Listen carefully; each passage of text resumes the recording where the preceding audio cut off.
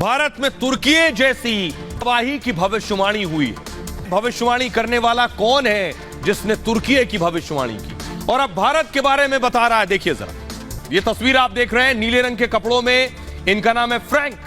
Frank ने 3 फरवरी को भूकंप की भविष्यवाणी की थी। तुर्की में 6 फरवरी को भूकंप आ गया। 3 को भविष्यवाणी की थी, 6 को भूकंप आ गया।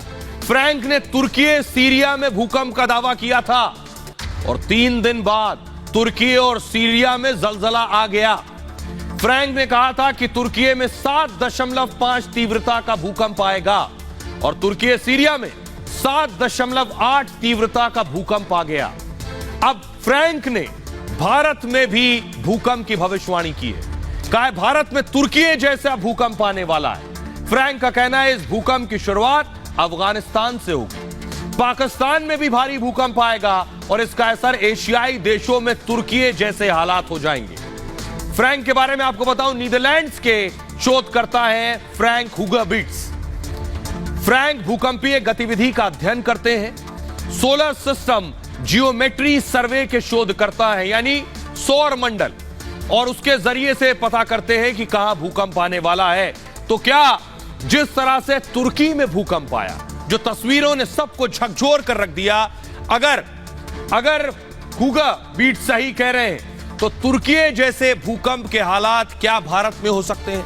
मैं बार बार कह रहा हूं, हमारा मकसद है सावधान करना, आगाह करना। क्या हमारे शहर, हमारी इमारतें, हमारी बिल्डिंग्स ये झटके बर्दाश्त कर पाएंगी? सबसे पहले आपको बताते हैं कौन सा शहर सबसे ज्यादा डेंजर जोन में। देखिए ये आप देख रहे हैं, आपके सामने सारे जोन आ गए। Zone 1, zone 2, zone 3, zone 4, zone 5। जो 5 जोन में, यानी जो सबसे ज्यादा लाल आपको नजर आ रहा है, ये है सबसे डेंजर जोन। जोन 4 जो है, जो हल्का लाल है, वो कम खतरनाक है। तो सबसे पहले मैं सबसे ज्यादा खतरनाक और उसके बाद खतरनाक वाले की बात करूंगा। सबसे अगर आप देखिए तो कौन से शहर हैं जो सबसे ज्यादा डेंजर जोन में है? बिहार का कुछ इलाका है। अगर आप उत्तर प्रदेश देखिए तो उत्तर प्रदेश में पूर्वांचल का कुछ देखिए, नॉर्थ यूपी यानी उत्तरी उत्तर प्रदेश और पश्चिमी उत्तर प्रदेश, फिर आपको नई दिल्ली नजर आ रहा है, नई दिल्ली और एनसीआर का कुछ इलाका है, और ऊपर चलिए हिमाचल का इलाका, उत्तराखंड का इलाका, जम्मू कश्मीर और लद्दाख का इलाका भी कुछ इलाका या तो बहुत खतरनाक या खतरनाक है। नॉर्थ ईस्ट की हालत देखिए जरा, वो तो डेंजर जोन में। गुजरात का कुछ हिस्सा देखिए जो या तो डेंजर जोन में है, बहुत खतरनाक, या खतरनाक वाले जोन में। एक बड़ा हिस्सा आप देखिए मध्य प्रदेश, जोन 3 में मध्य प्रदेश का हिस्सा भी आता है। महाराष्ट्र का कुछ हिस्सा जोन 5 और जोन 4 में आता है, वो आप देख रहे हैं। और उसके अलावा आप देखिए बिहार का कुछ हिस्सा है। ये जो है, ये स्थिति है उन शहरों की, उन राज्यों की जहां भूकंप आ सकता है। हम जिन बिल्डिंगों में रहते हैं, ये क्या भूकंप का झटका झेल सकती है? मैं इसलिए कह रहा हूं क्योंकि ऐसी इमारतें तुर्की में बनी थी और तुर्की में इमारत बनाने वाले आज सब जेल में हैं। सबको पकड़कर जेल में डाल दिया गया क्योंकि इमारतें ठहर नहीं सकी। अगली तस्वीर दिखाई सर, ये आप देख रहे हैं, ये इमारतों की तस्वीरें मैं आपको दिखा रहा हूं। जो बड़ी बड़ी इमारतें गिर गई हैं, ये उनकी तस्वीरें आप देख रहे हैं। इस वक्त मलबे में तब्दील हो गई हैं बड़ी बड़ी इमारतें। अगली तस्वीर दिखाई, ये आप देख रहे हैं, बच्चों को बचाया जा रहा है। मासूम बच्चे जो परिवारों के साथ रहते थे, वो इन इमारतों के मलबों से उन्हें निकाला जा रहा है। 3-3, 4-4 दिन से मलबे में फंसे हुए थे, जिनकी जिंदगी बचाई जा सकी है। 34,000 से ज्यादा लोग अब तक मारे जा चुके हैं। अगली तस्वीर दिखाई, ये आप देख रहे हैं, हर रोज मासूम निकल रहे हैं। किस तरह 3-3 दिन से मलबे में रह रहे थे। अगली तस्वीर दिखाई, ये जो तस्वीरें हैं अलग अलग देशों से पहुंची हैं, जो टीमें, वो मैं दिखा रहा हूं आपको कि वो किस तरह से वहां रेस्क्यू कर रही हैं। अब मैं आपको बताता हूं कि 130 बिल्डर्स रडार पर हैं, इसलिए जिम्मेदारी उनकी भी तय होगी जिन्होंने इमारतें बनाई थी, जिसने आपका घर बनाया है।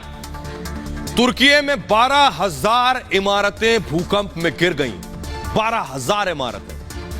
हमारा आपका घर कितना महफूज है, ये कितना सुरक्षित है, कितना मजबूत है, ये सोचने वाली बात है। तुर्की में 10% इमारतें ही झटका झेल सकती थी, सिर्फ 10%। इमारतों में घटिया सामग्री का इस्तेमाल हुआ था, बिल्डरों पर एक्शन की शुरुआत हो गई है तुर्की में। 131 बिल्डरों पर तुर्की ने वारंट जारी कर दिया। 130 बिल्डरों की फौरन गिरफ्तारी कर ली गई है, जेल में डाल दिया गया। कई बिल्डर्स विदेश भाग रहे थे जिन्हें एयरपोर्ट से पकड़ा गया। नींव और दीवारों की मजबूती पर ध्यान नहीं दिया गया, वहां घपलेबाजी करके बड़ी बड़ी बिल्डिंग्स खड़ी कर दी गई। आधुनिक निर्माण कानूनों की पूरी तरह से अनदेखी की गई है। 2 बड़े भूकंप से प्रभावित क्षेत्रों में इमारतें बना दी गई। सोचिए, वहां भी इमारत बना दी जो सबसे ज्यादा सेंसिटिव जोन था, भूकंप प्रभावित था। भूकंप आने के खतरे के बावजूद ढांचा कमजोर था। कमजोर निर्माण होने के चलते तुर्की में सबसे ज्यादा नुकसान हुआ है। अब मैं आपको दिखाता हूं कुछ और तस्वीरें कि आखिर भारत में क्या इतनी मजबूत है हमारी इमारतें।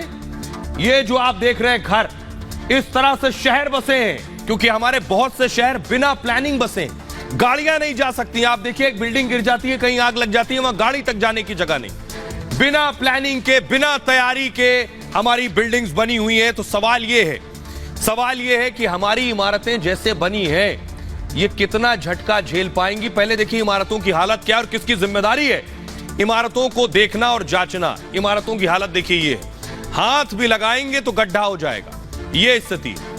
नोएडा, दिल्ली जैसे शहरों में ऊंची ऊंची इमारतें बनी हैं। ऐसी बड़ी बड़ी इमारतों में मिडिल क्लास फैमिलीज रहती हैं। एक बिल्डर फ्लैट्स के बड़े बड़े टावर खड़े कर देते हैं और लोग अपने खून पसीने की कमाई और लोन से फ्लैट खरीदते हैं। लेकिन इन फ्लैट्स की मजबूती के बारे में कोई नहीं जानता, कोई जानकारी नहीं है कितने मजबूत हैं। पैसा देकर लोग सीधे फ्लैट्स में बस शिफ्ट हो जाते हैं, मजबूरी है। कुछ जगह तो फोटो फ्रेम के लिए, हालत यह फ्लैट की, फोटो फ्रेम के लिए आप ड्रिल करेंगे तो ड्रिल करना छोड़िए, कील को हथौड़ी के बिना ही दीवार में लगा सकते हैं। दीवार में ऐसा सामग्री लगी है, एक घूसे में कई जगह फ्लैट्स की दीवार और प्लास्टर गिर जाते हैं। पिछले साल आपको याद होगा गुरुग्राम में तो एक छत टूट गई थी और एक के बाद एक अपार्टमेंट के 7 फ्लोर ढहते चले गए। रेनोवेशन के दौरान ड्राइंग रूम की फर्श नीचे आ गई। यह मैं आज इसलिए बता रहा हूं क्योंकि तुर्की में भूकंप आया, तबाही हुई, 36,000 जाने गई, उसके बाद एक्शन हो रहा। हमें अभी पता है हम कहां कहां डेंजर जोन में हैं, वक्त से पहले एक्शन हो सकता है।